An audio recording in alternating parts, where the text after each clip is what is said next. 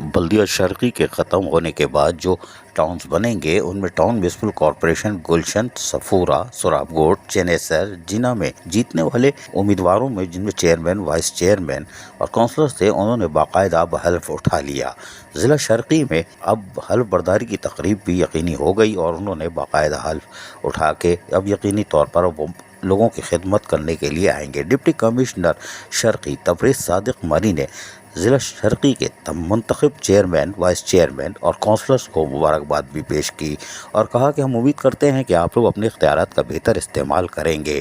Deputy commissioner شرقی نے کہا کہ تمام نمائندوں سے یہی امید رکھی جا رہی ہے کہ وہ آ کے ضلع کی بہتری کے لیے نمایاں طور پر اپنا کردار ادا کریں گے۔ تمام ریٹرننگ افسران نے منتخب نمائندوں سے حلف لیا۔ ضلع شرقی میں مجموعی طور پر 43 UC کے کامیاب امیدواروں سے حلف لیے گئے، جبکہ ڈپٹی کمشنر کا کہنا تھا کہ الیکشن کمیشن کی ہدایت پر بلدیاتی منتخب نمائندوں سے بھی حلف لے لیا گیا ہے اور یقینی طور پر منتخب نمائندوں نے آج ضلع کونسل کے ہال میں باقاعدہ حلف برداری میں شرکت کی۔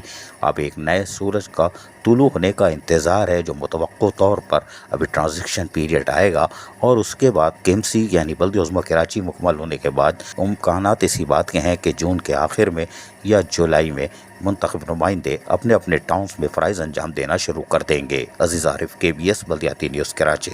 ایسی ہی خوبصورت ویڈیوز فیوچر میں حاصل کرنے کے لیے ریڈ بٹن پر کلک کر کے اور بیل آئیکن کو پریس کر کے ہم سب کے سبسکرائبر بننا مت بھولیے۔